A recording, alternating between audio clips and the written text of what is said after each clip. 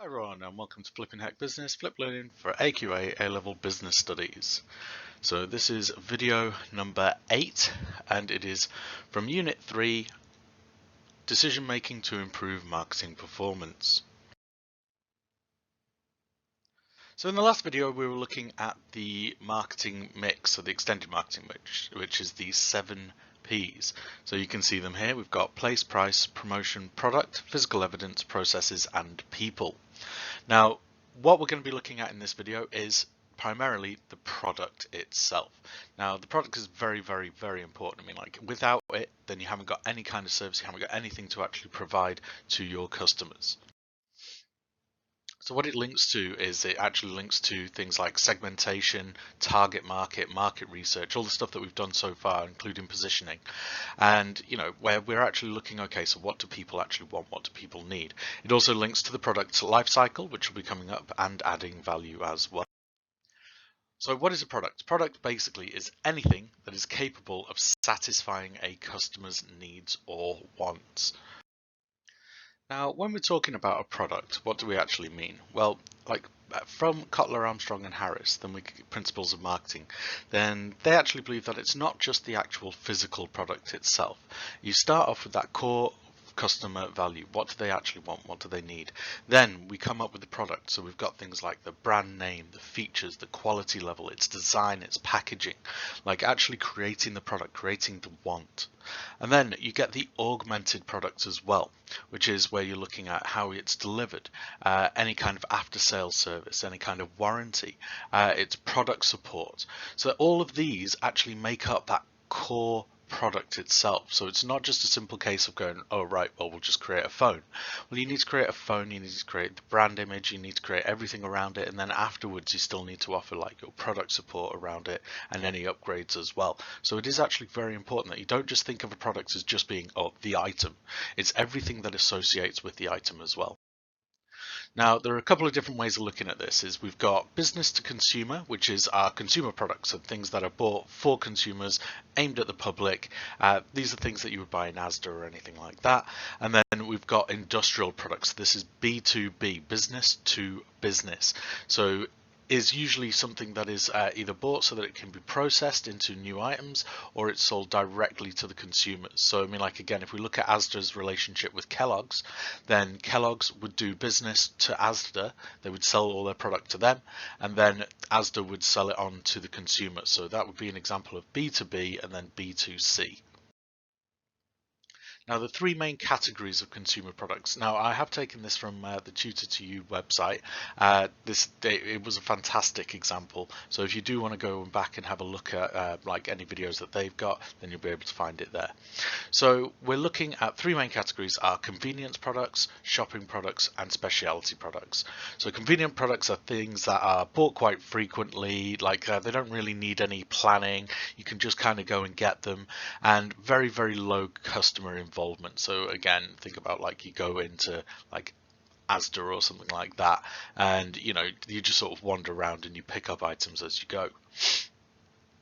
Then we've got shopping products. So these are bought a little bit less frequently, and the consumers are careful on suitability, quality, price, brand, style, etc. So think like clothing. So you are a little bit more conscious. You wouldn't just walk around. These are something that you would actually put a little bit of thought and effort into. And then specialty products are things that are unique characteristics or brand. Buyers make a real sort of effort when they are actually purchasing. So here's some examples. So of convenience, we've got things like Walkers, we've got toothpaste. So the price tends to be low. Place usually is widespread, and the promotion is usually mass promoted. So, you know, you're going to see adverts for these aimed at absolutely everyone. Then our shopping products. So price is a little bit higher than convenience. Place, usually it's very selective, so like it might be just a few outlets or shops. And then the promotion is usually advertising by producer and resellers. So in other words, like they're just the ones who are actually making it, or the ones who are specifically selling it. Then our specialty products are like usually very high price. So here you can see like, you know, posh pens and cars. they're exclusive distribution or limited outlets, so there's only a few places that would have them.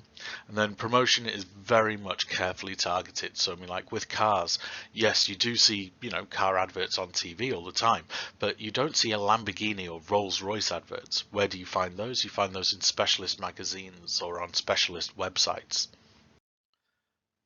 So then when it comes to industrial products, there are three main kinds here as well.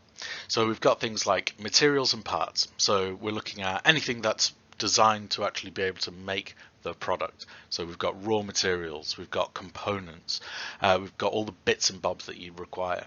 Then these are mostly sold to other industrial users. So again, it's usually B2B. And the price and service is key. So you want low price, but you also want good customer service in order to actually maintain like your actual like relationship with your business and with your clients. If you've got even if you've got cheap price, but you've got very poor customer service, you might find that people will go on to other providers anyway. Then we've got capital items. So these are usually things that are used in production or operations. So the reason we call them capital is because they increase the capital of your own business. So things like forklift trucks, IT systems, building infrastructure, any kind of transport that you would use as well. Well, those are all assets that you can actually use when you come to look at your finances. So they are capital items. Then we've got supplies and services. So these are operating supplies, so like energy, and business services like maintenance or security. So these are kind of like what you need every day for for day-to-day running of your business in particular. Now, key features of industrial products. So specialist buyers and sellers. So buyers are businesses, right? Business to business. They'll have specialist requirements and more experience. So you'll often deal with professional buyers. Professional buyer is an actual job title. So you can be a buyer for like clothing companies or for businesses where you go out and you actually locate goods to sell for your business or locate them to be brought into your business to supply yourselves. So buyer to seller relationship, there is usually a very, very strong emphasis on customer relationship management, right? Repeat business is key here. So you need to get that customer service as good as you can.